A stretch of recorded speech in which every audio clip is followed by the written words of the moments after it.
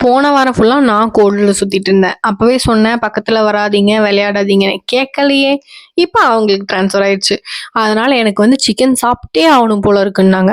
சரின்னு ஆஃபீஸ்லேருந்து வரும்போதே சிக்கன் வாங்கிட்டு வந்தாச்சு. அதுவும் எப்ப பாரு இந்த KFC, மெக்டில சாப்பிட்ற மாரியே வேணும். கடையில சாப்பிட்டாலும் வீட்ல செஞ்சு சாப்பிட்ற மாரி இருக்காதுன்னு ஒரு பிட்டு வேற. அப்புறம் தான் தெரியுது எதுக்கு இவ்ளோ டயலாக் பேசியிருக்காங்கன்னு. ஆக்சுவலி இந்த சிக்கன் ஃப்ரை மிக்ஸர் 2 மாசத்துக்கு முன்னாடியே பேக்கிங் ஷாப்லேருந்து வரும்போது வாங்கிட்டு வந்து பக்கெட்ல போட்டு வச்சிருந்தேன். அத பார்த்துட்டாங்க. அத எப்படியாவது காலி பண்ணணும்னு இந்த பிளான் போட்டிருக்காங்க.